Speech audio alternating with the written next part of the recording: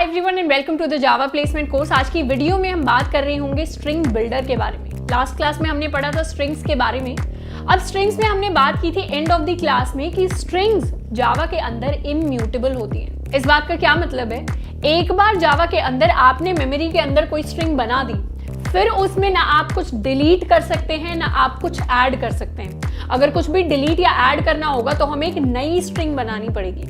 अब ये जो नई स्ट्रिंग बनाने का प्रोसेस होता है ये थोड़ा सा टाइम टेकिंग होता है, जिसकी वजह से जब भी कोई कोड होता है जावा के अंदर जिसमें स्ट्रिंग होती है और उसके ऊपर ऑपरेशंस होते हैं ऐड के, डिलीट के, मॉडिफाई के, तो उस केसेस में वो प्रोग्राम ज़्यादा टाइम लेता है।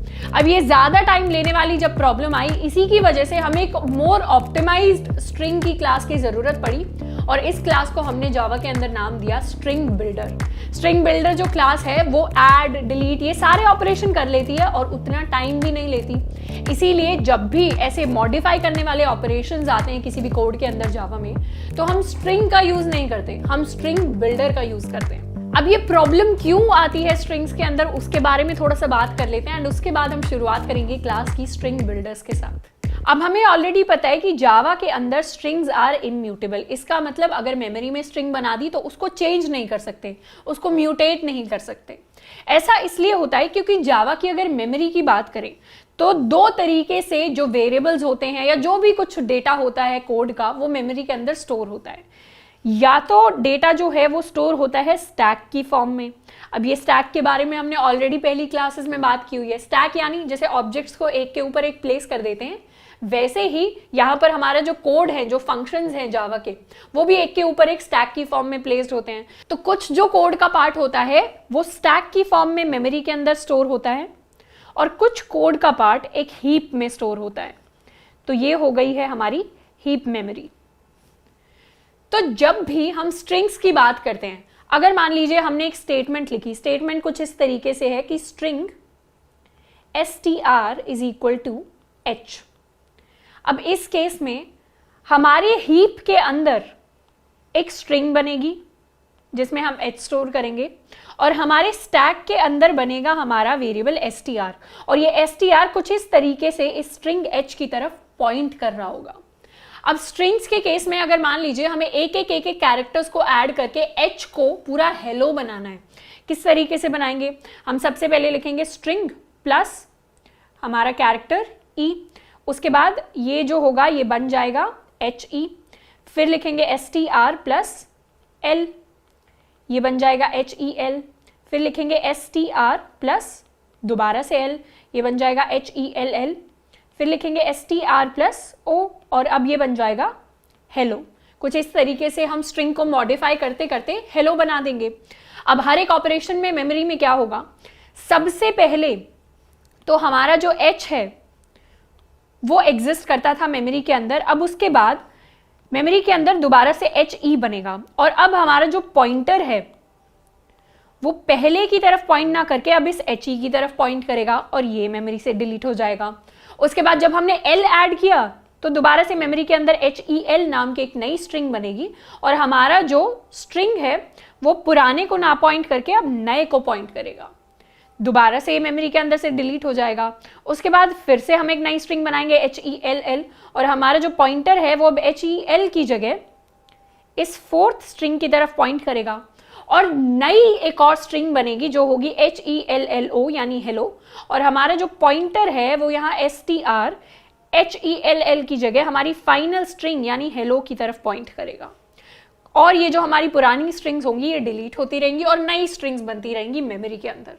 अब जब भी मेमोरी के अंदर, हीप के अंदर कुछ भी क्रिएट होता है वो थोड़ा सा टाइम टेकिंग प्रोसेस होता है। ये टाइम वैसे तो मिली सेकेंड्स में लगता है, माइक्रो सेकेंड्स में लगता है, लेकिन मान लीजिए कि आपने बड़ा सा प्रोग्राम लिखा है जिसमें आप स्ट्रिंग के अंदर बहुत सारे चेंजेस कर रहे हैं, तो उसके बाद ये जो कोड है, ये जो प्रोग्राम है, जो भी यूजर इस पर बैठा होगा, तो ये टाइम मल्टीप्लाई होते होते सेकेंड्स का डिले दे देगा, जो कि कभी भी अच्छी बात नहीं है।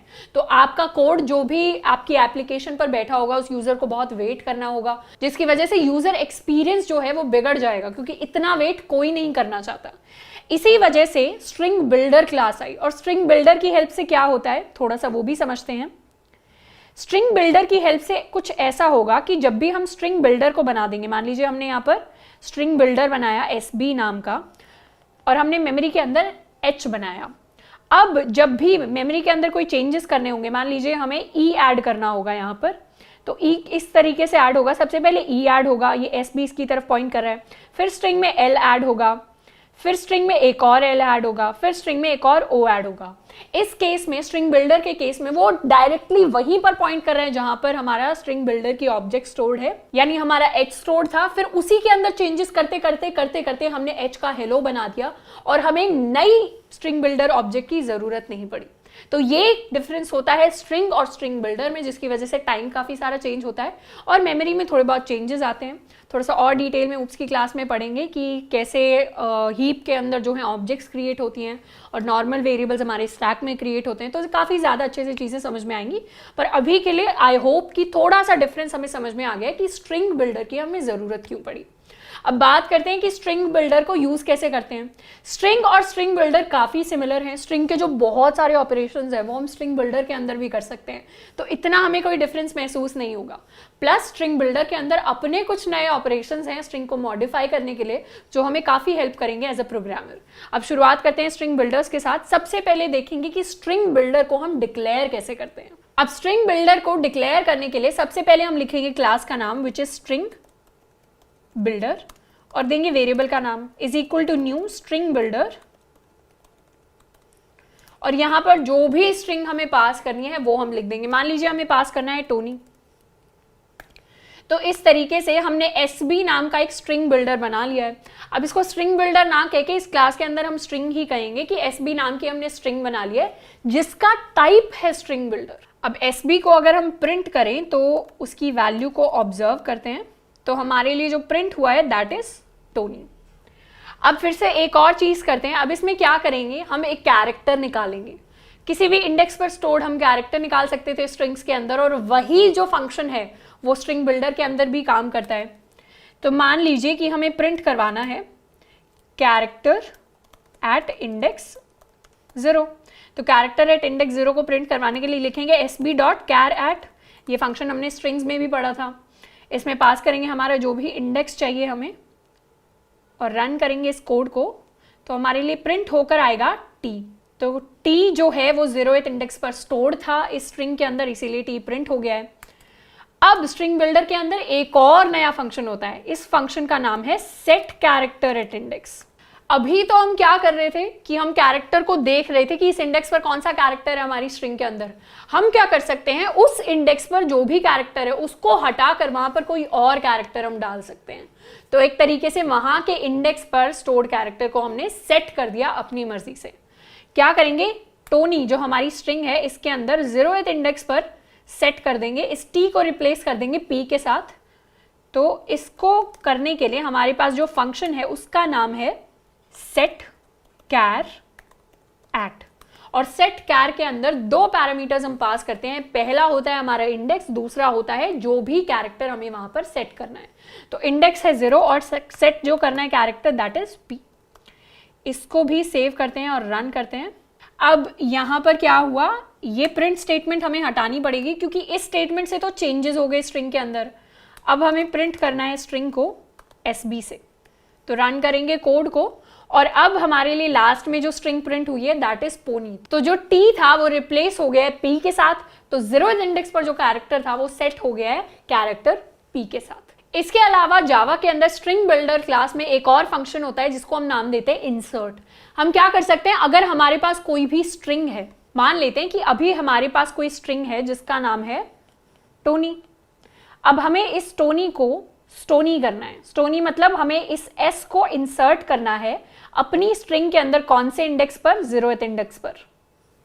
मतलब पहले हमारे 0th इंडेक्स पर था कैरेक्टर t, अब 0th इंडेक्स पर हम चाहते हैं s आ जाए और बाकी की बारी की जो स्ट्रिंग है वो शिफ्ट हो जाए पीछे।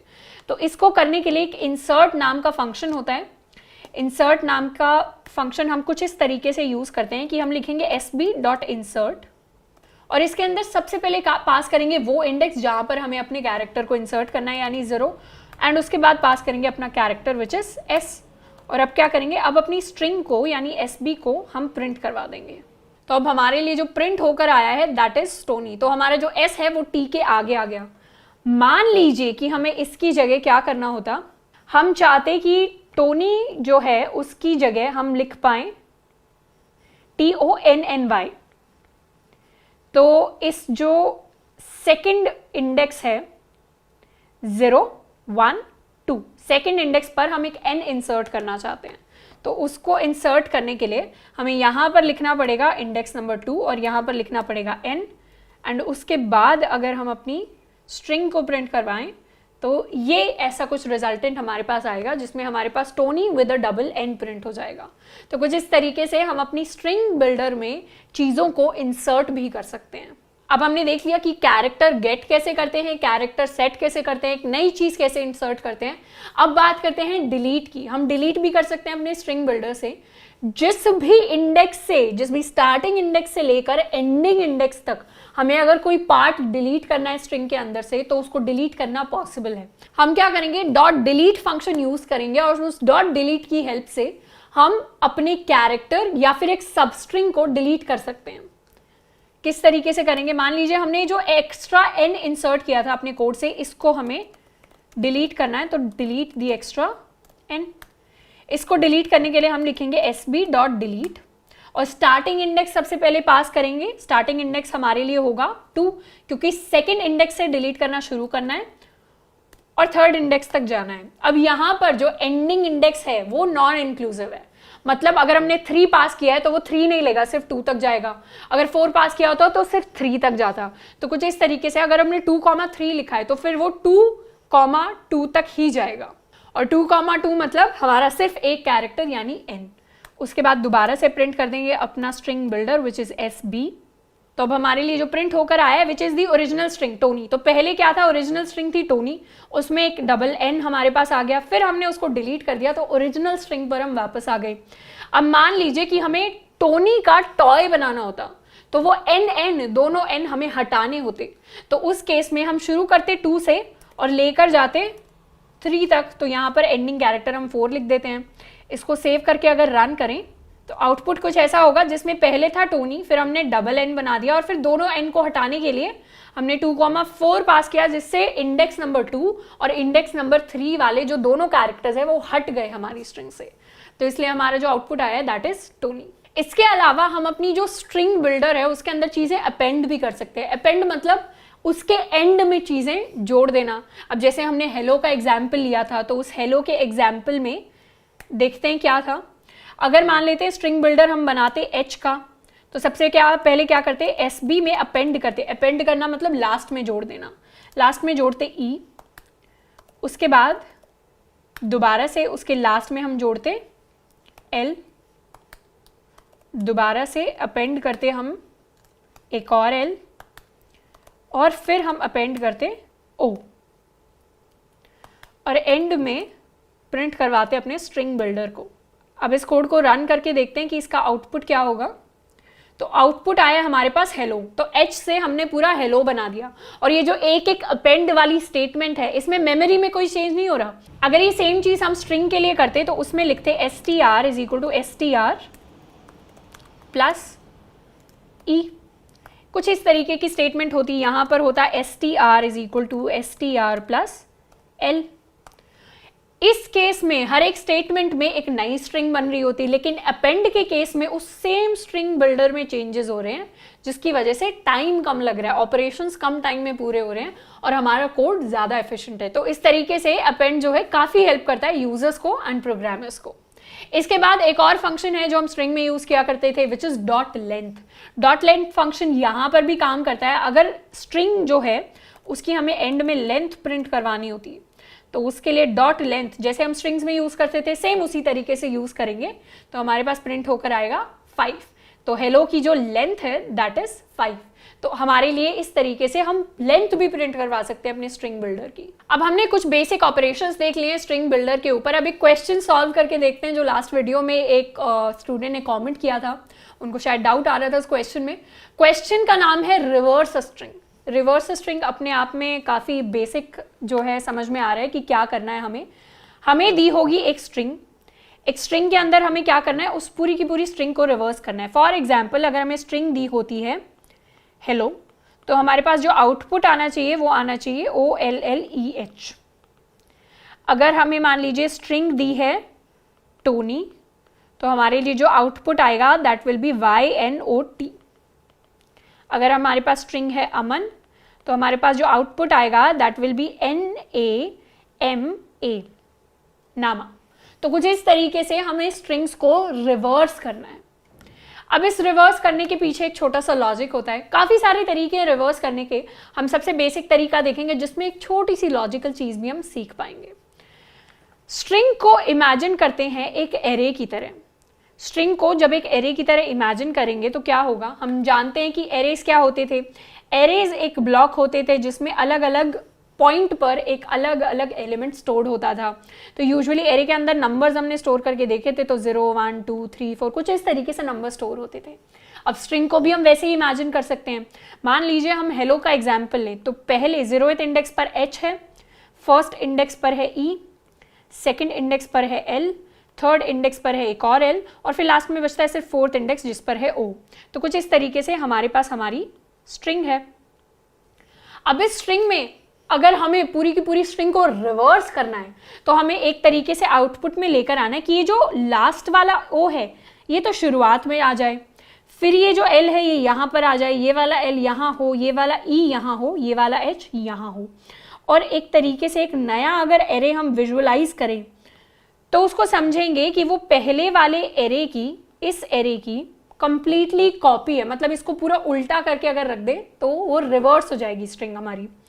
और इसको उल्टा करके रखने का एक छोटा सा लॉजिकल सॉल्यूशन ये होगा, अगर हम शुरुआत वाले और लास्ट वाले एलिमेंट को एनालाइज करें तो देखते हैं उनके लिए क्या हुआ। फर्स्ट एलिमेंट तो लास्ट में चला गया और लास्ट एलिमेंट फर्स्ट पर आ गया। अब ये E को देखें, E और L को देखें तो E यहाँ आ गया और L यहाँ आ गया, और L जो है जो मिडिल एलिमेंट है वो यहाँ का यहाँ आ रहा। तो इस केस में हमने क्या समझा कि हमें एक तरीके से फर्स्ट एलिमेंट को उठाना है और लास्ट एलिमेंट को उठाना है। लास्ट एलिमेंट को फर्स्ट पोजीशन पे भेज देंगे, फर्स्ट को लास्ट पोजीशन पे भेज देंगे, तो फ्रंट के जितने भी एलिमेंट्स हैं वो बैक पोजीशंस पर चले जाएंगे और बैक के जितने भी एलिमेंट्स हैं वो फ्रंट पोजीशंस पर आ जाएंगे। तो हर एक फ्रंट के एलिमेंट को उठाकर बैक पर भेजना है और हर एक बैक के एलिमेंट को उठाकर फ्रंट पर भेजना है। तो कुछ इस तरीके से स्ट्रिंग्स को रिवर्स करना है। और ये जो काम है ये हमें सिर्फ आधी स्ट्रिंग के लिए करने की जरूरत है। मतलब इतनी आधी स्ट्रिंग में अगर हम क्या करेंगे, इन एलिमेंट्स को पीछे की तरफ भेजते रहेंगे और इन्हीं की जो कार्बन कॉपी है जो सेकेंड हाफ में एलिमेंट्स है उनको आगे की तरफ भेजते रहेंगे। अब ये जो काम हमें करना है ये हमें आधी स्ट्रिंग के लिए करना है।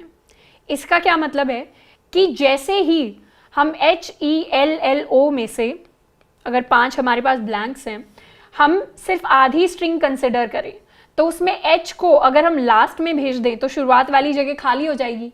उसमें सेम ऑपरेशन के अंदर हम इस O को यहाँ ले आएंगे, तो O को यहाँ ले आएंगे, फिर जाएंगे E पर, E को लास्ट में भेज देंगे, उसके बाद यहाँ जो L है उसे आगे ले आएंगे यानी L को आगे, और एक लास्ट एलिमेंट बच जाएगा जिसको हम आगे ले आएंगे। तो हमारी जो स्ट्रिंग है वो पूरी की पूरी रिवर्स हो जाएगी।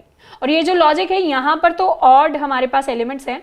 अगर मान लीजिए यहाँ पर हमारे पास होता अमन जिसके अंदर 4 कैरेक्टर्स हैं यानी इवन, तो हमारे पास 4 एम्प्टी बॉक्सेस होते, तो इसको भी आधे के लिए चलाते। मतलब यहाँ पर 5 का आधा हम ले रहे हैं 3, यहाँ पर 4 का आधा हम लेते 2। तो A और M के लिए सिर्फ चलता, A जाता लास्ट में, M जाता सेकेंड लास्ट पर, और जैसे ही A को लास्ट में भेजते तो लास्ट वाला कैरेक्टर कहाँ जाता, लास्ट वाला कैरेक्टर A की जगह आ जाता, तो यहाँ पर आ जाएगा N। और जैसे ही M A की जगह जाता है तो A कहाँ आता, M की जगह, तो A यहाँ आ गया। तो कुछ इस तरीके से हम शुरू के आधे एलिमेंट्स को अगर आखिरी पोजीशंस पर ले जाएं तो आखिरी के एलिमेंट्स को हम उसी टाइम पर उठाकर शुरू वाली पोजीशंस पर रख देंगे। तो कुछ इस तरीके का लॉजिक है रिवर्स द स्ट्रिंग में, और ये पूरा का पूरा लॉजिक हम स्ट्रिंग बिल्डर की हेल्प से लिखेंगे। यानी एक स्ट्रिंग लेंगे और उसको रिवर्स करके देखेंगे। स्ट्रिंग हम ले लेते हैं हेलो,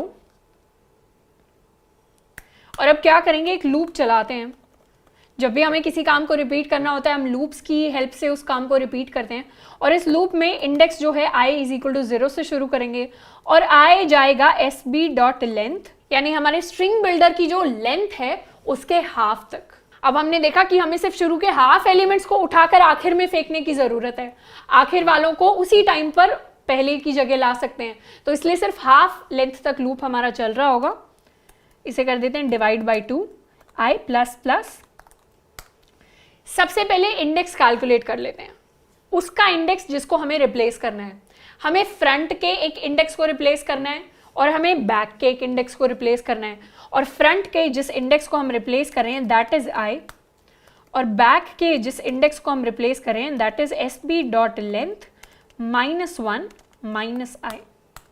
आई होप कि ये वाली जो लाइन है ये सबको समझ में आई होगी। शुरुआत से जो एलिमेंट, फ्रंट का जो एलिमेंट हम उठाकर पीछे फेंक रहे हैं उसका इंडेक्स है आई, यानी आयत इंडेक्स वाले सारे एलिमेंट्स को उठा के पीछे रख रहे हैं, और बैक से मतलब कहाँ पीछे रख रहे हैं उनको, कौन सी पोजीशन पर, आयत एलिमेंट को हम SB डॉट लेंथ -i -1 पर पीछे रख रहे हैं। यानी अगर 5 हमारे पास कैरेक्टर्स हैं, जैसे हेलो के अंदर 5 कैरेक्टर्स हैं हमारे पास, तो 0th पोजीशन पर जो है यानी H जो है वो कहाँ जाएगा, 0 1 2 3 4th पोजीशन पर। 4 यानी 5 -0 -1, तो यहां पर जो लॉजिक बन रहा है दैट इज 5 -1 -0। तो इस तरीके से इसका आंसर जो है वो 4 आएगा हमारे पास। तो H को हम 4th इंडेक्स यानी O की जगह भेजेंगे। अब इसके बाद कैरेक्टर्स कैलकुलेट कर लेते हैं कि फ्रंट वाला कैरेक्टर कौन सा है उस इंडेक्स पर और बैक वाला कैरेक्टर कौन सा है उस इंडेक्स पर। तो front character is equal to हमारा character which is SB dot char at i, and char back character is equal to SB dot char at back. यहाँ पर इस आई को भी हम फ्रंट से रिप्लेस कर सकते हैं। तो फ्रंट कैरेक्टर हमने निकाल लिया और बैक कैरेक्टर हमने निकाल लिया।